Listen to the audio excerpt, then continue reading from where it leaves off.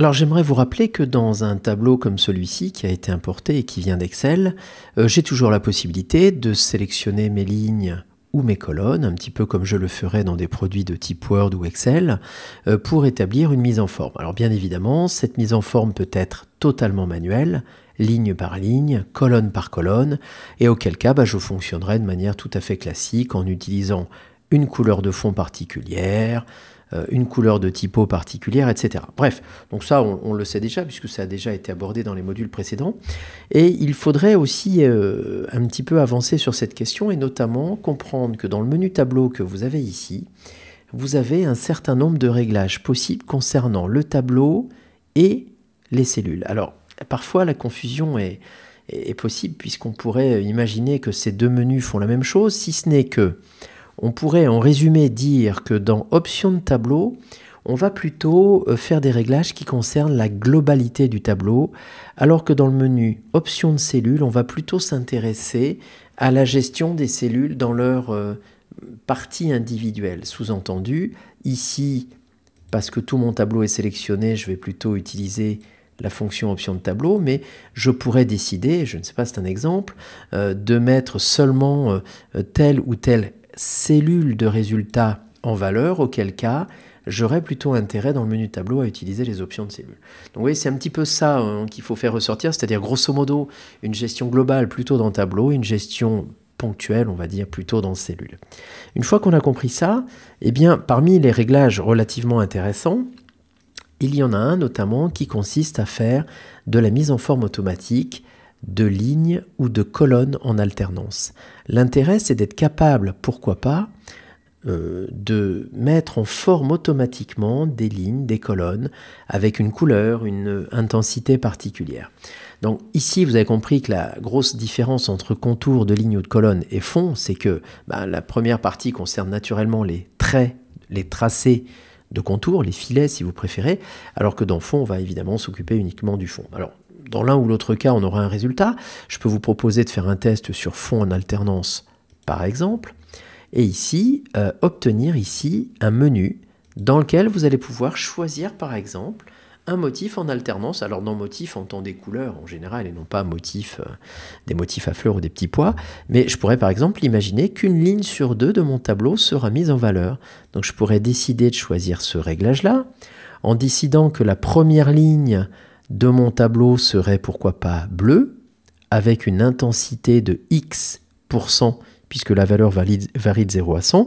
Donc une valeur de 20, ce sera une teinte plutôt claire, plutôt pâle. Une valeur de 100, ce sera un bleu plutôt intense ici. Et je pourrais dans un deuxième temps choisir une deuxième couleur, ça n'est pas une obligation.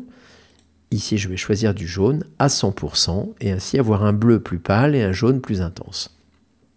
Je peux ignorer la ligne 1 qui correspond à ma ligne des mois et ainsi commencer mon alternance à partir de la deuxième ligne. Je fais un aperçu.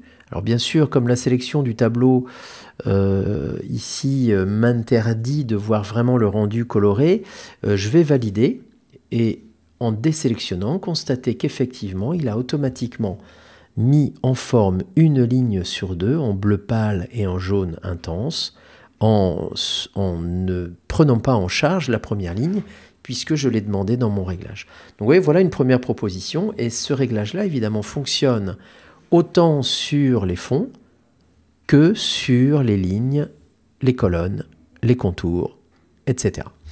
Donc ça, c'est assez important, assez pratique, et en tout cas, je dirais que ça nous permet tout simplement de gagner un petit peu de temps en ce qui concerne la mise en forme de nos tableaux. Une fois que vous avez compris ça, eh bien vous pourriez tout à fait envisager la même chose pour des cellules individuelles et ainsi, pourquoi pas, rajouter des traits en diagonale, rajouter des lignes et des colonnes sous une forme particulière, avec ici la possibilité de gérer la hauteur précise, la couleur du contour, etc., etc. Bref, soyez précis, votre sélection conditionne finalement le type de mise en forme qui vous intéresse derrière. Alors pour étoffer cette séquence sur la mise en forme des cellules et des tableaux, j'aimerais vous rappeler qu'il est autant que pour le texte possible d'attribuer à des cellules ou à des lignes et des colonnes des styles. Alors pour la petite histoire, dans le menu tableau, vous avez compris que vous pouviez utiliser des options de tableau ou des options de cellules, ce qui vous donnait accès à des réglages spécifiques de contours, fonds d'alternance, ou dans le cas de cellules, la possibilité de gérer en particulier des contours, des fonds ou des traits diagonaux sur des cellules particulières. Et une fois que vous avez mis en forme ces tableaux-là, eh bien, vous pouvez tout simplement transformer cette mise en forme-là en style. L'intérêt que j'y vois, c'est de pouvoir reproduire cette mise en forme sans avoir à la refaire systématiquement à chaque fois. Alors grosso modo, ici je sélectionne la mise en forme que j'ai faite par le biais du menu tableau, et dans le menu fenêtre, je vais directement dans style, rajouter deux panneaux qui m'intéressent, à savoir les styles de cellules et les styles de tableau. Pour information que vous demandiez l'un ou l'autre, les deux seront automatiquement ouverts et vous pourrez ainsi les distinguer simplement en cliquant sur l'onglet différent. Donc pour information, style de tableau me permet de mémoriser la mise en forme que j'aurai réalisée par le biais du menu tableau option de tableau, comme par exemple le fond d'alternance ici, et style de cellule me permettrait de mémoriser le style que j'ai réalisé dans le menu option de cellule. Donc grosso modo, c'est simplement ça qu'il faut retenir, c'est que les deux réglages que vous avez ici peuvent être mémorisés de manière un peu plus pérenne sous la forme de style. Donc ici, la mise en forme qui est ici une alternance bleu clair 20%, jaune 100%, ça va pouvoir pour moi devenir un style que je vais mémoriser ici dans un nouveau style et je vais l'appeler par exemple alternance jaune et bleu. Voilà, sans faute, c'est encore mieux. Bien évidemment, d'après aucun style de tableau, je pourrais pourquoi pas associer un raccourci à cette mise en forme pour gagner encore un petit peu de temps.